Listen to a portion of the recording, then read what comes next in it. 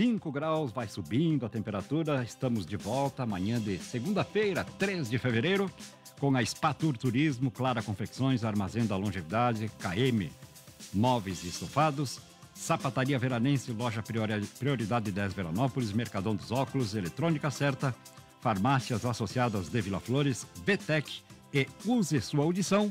E agora é hora do nosso quadro de Saúde e Bem-Estar. Alessandra Bernardi. No Saúde e Bem-Estar de hoje, nós vamos falar sobre alergias alimentares. E quem conversa conosco é o Otávio Fonamel Lovison. Ele que é farmacêutico bioclínico, também especializado em citopatologia e microbiologia clínica. E é claro, sócio proprietário do nosso laboratório veranense aqui pertinho da tua Rádio Veranense. Primeiramente, bom dia, seja muito bem-vindo. Bom dia, é um prazer falar com vocês, como sempre, e obrigado pelo convite. A ideia de falar sobre essas alergias alimentares, ela partiu na programação do Big Brother. Uma participante apresentou uma reação alérgica com o camarão. E eu acho que esse é um dos alimentos talvez mais comuns de apresentar esse tipo de alergia? Sim, o camarão é um deles, né? Tá entre isso pode variar de população para população, vai muito dos costumes alimentares e de outras questões envolvidas, mas o camarão tá, sem dúvida, né? Peixes, crustáceos e estão sem dúvida entre os 10 alimentos que mais causam reações alérgicas no mundo. Tem outros, né? Leite de vaca, ovos, amendoim, soja, trigo, mas o camarão tá entre os principais. E como normalmente essas alergias elas se apresentam? É na infância, durante a vida adulta? Não tem muito período para elas acontecerem? A gente tem características diversas e tem relação com o tipo de alimento. Tem alergias alimentares que se manifestam na infância, que são comuns na infância, como por exemplo ao leite de vaca e ao ovo, à soja também, né? Bem característica da infância. E essas alergias características da infância, elas tendem a desaparecer com o tempo, elas tendem a melhorar, né? O indivíduo ele vai se dessensibilizando, né?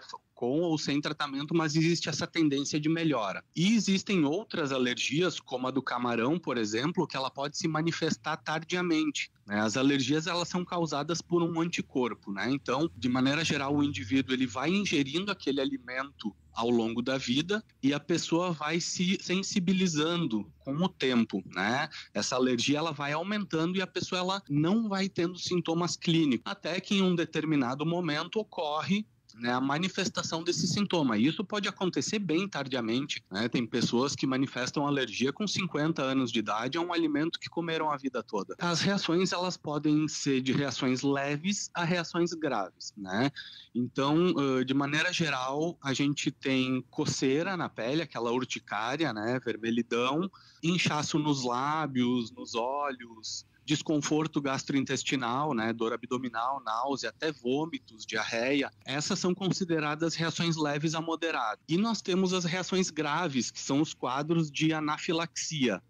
Aí nesses quadros a pessoa já apresenta dificuldade para respirar, chiado no peito, né, fecha a garganta, inchaços mais significativos pelo corpo, tontura, desmaio, queda de pressão e colapso cardiovascular, podendo levar à morte. E existem exames que a gente pode fazer para diagnosticar essas alergias antes? Existem diversos. Então, tudo começa... eu sempre recomendo, né? Tudo começa por um médico, né? Vai ter uma entrevista clínica, né? Em que ele vai conversar sobre reações alérgicas, sintomas, frequência, vai fazer uma entrevista sobre hábitos alimentares, histórico familiar de alergias, né? Esse seria o ponto de partida. Aí a gente tem os testes laboratoriais, que são testes de IgEs específicos, que pesquisam os anticorpos específicos para cada alimento, né? É claro que nós temos reações cruzadas, né? Muitas pessoas que têm alergia à soja acabam tendo alergia ao feijão, ao amendoim também, né? Mas esses exames, eles tendem a ter uma especificidade muito boa, de forma que a gente consiga detectar as alergias de uma maneira mais específica, né, em termos do causador dessa alergia.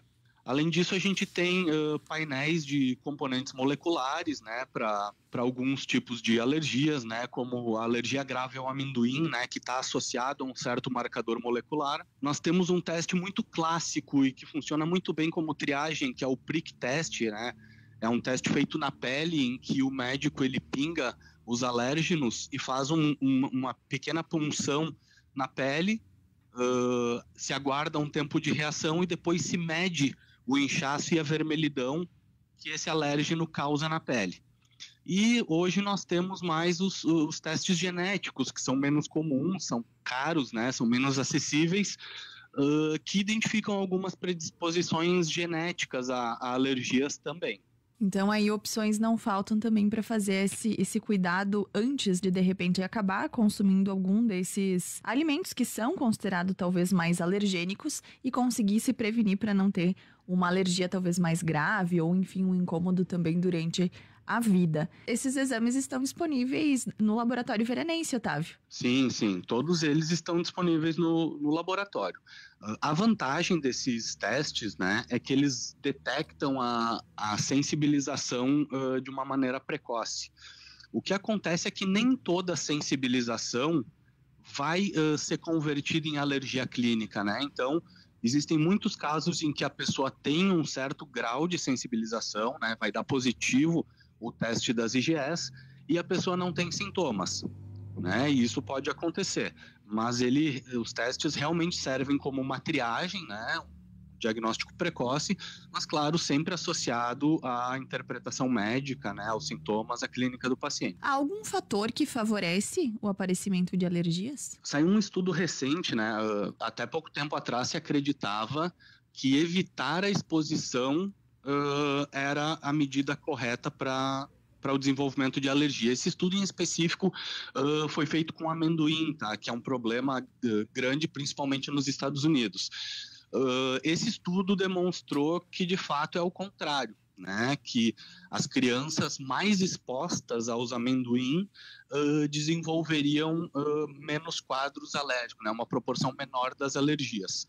Mas eu acredito que isso possa variar de acordo com o alimento ou com o alérgeno, que não seja uma regra para todos. Acho que demos conta do recado, o tema alergias alimentares, uma questão que entrou em discussão fazia um tempo, já que não falávamos sobre isso, e talvez passa um pouco despercebido do nosso dia a dia algumas alergias, talvez mais severas, como foi a deste caso. A gente te agradece, Otávio Foname Lovison, e muito obrigada pela tua disponibilidade. Imagina, fico à disposição para quando precisarem. Esse foi o nosso quadro Saúde e Bem-Estar de hoje. Alessandra Bernardi, para a tua rádio. 10 e 18, 25 graus, e o Saúde e Bem-Estar tem as parcerias da Vivere Clínica de Oncologia, atende a convênios junto ao Hospital São João Batista em Nova Prata.